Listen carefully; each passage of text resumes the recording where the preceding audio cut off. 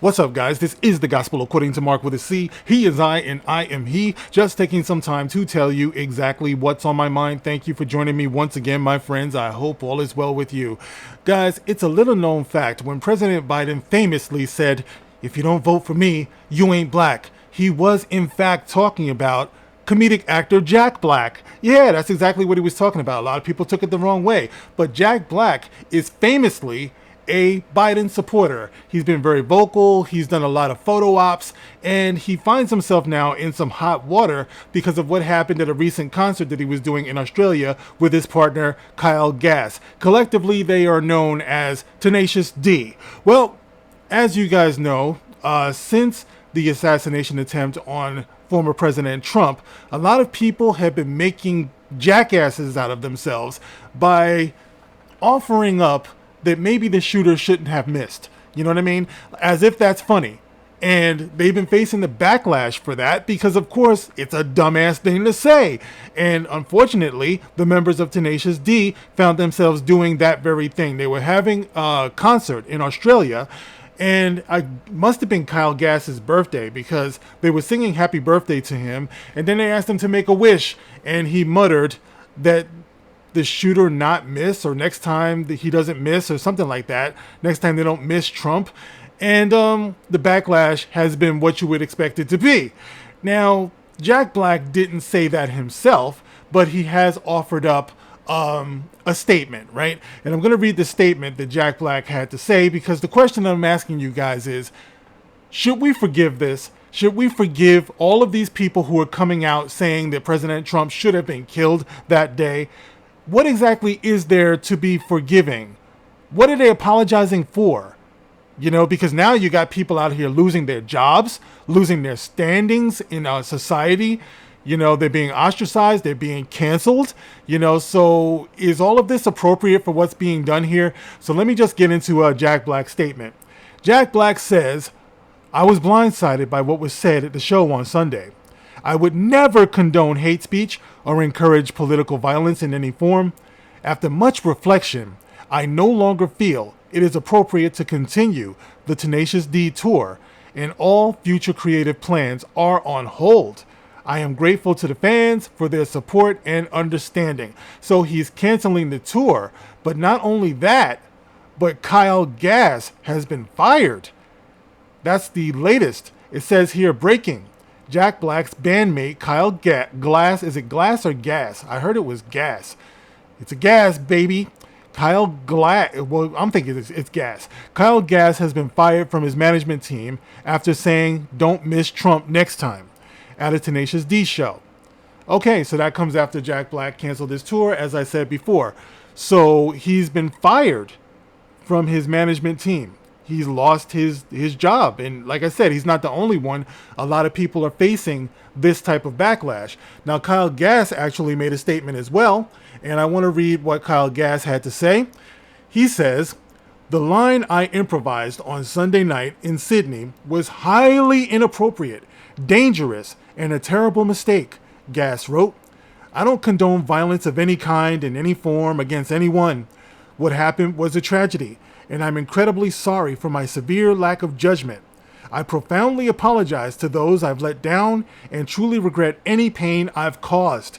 Now, all of these people, guys, I dare say there's hundreds of thousands of people who have been on the internet making jokes about this. Now, even no matter how you might feel about Trump, it's interesting to me that they would find humor in an event that ended with a firefighter, dying.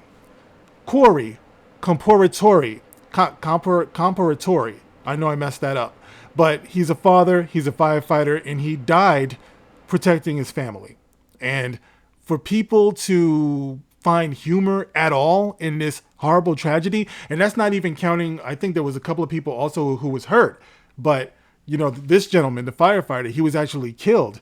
And you would find humor in this at all within a few days. It's not even like you waited like months or years or something like that. Within a few days, people are finding a punchline here.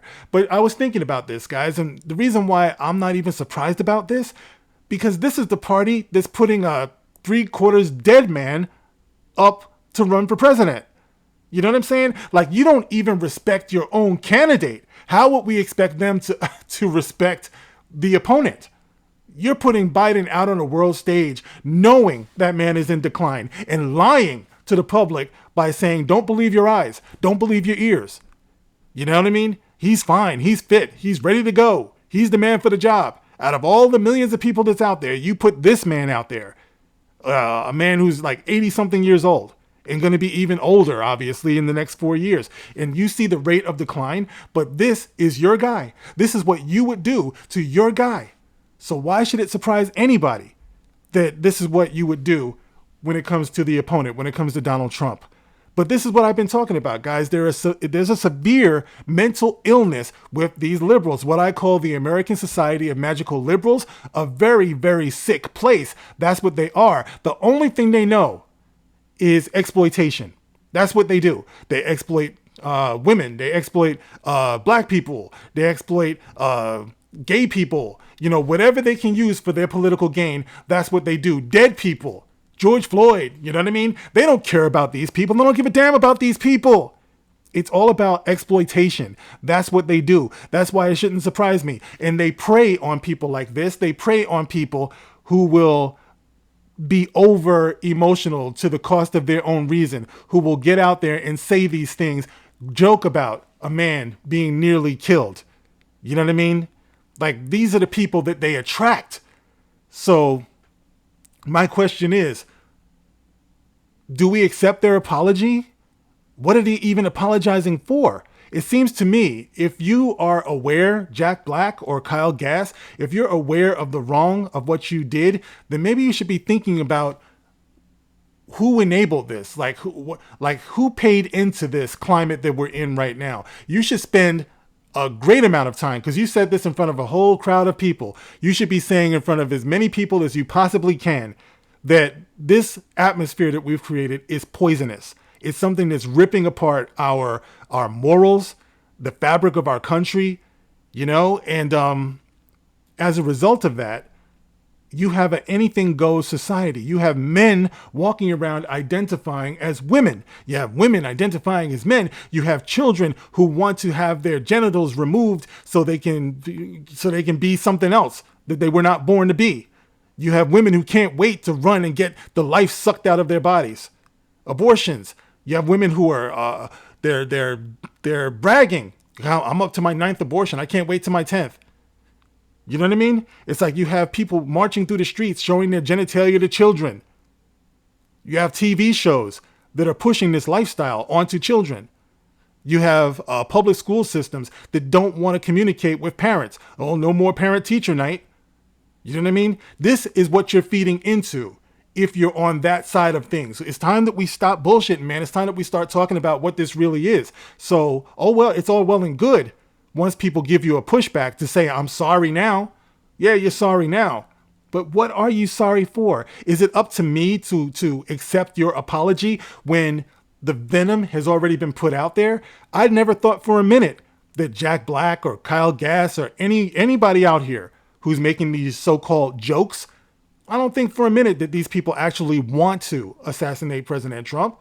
It's about the poison that you put out there to susceptible minds, like the shooter in this case. Obviously, the kid was troubled. You know what I mean? And there's a lot of people out there who are like that, they're taking in this poison.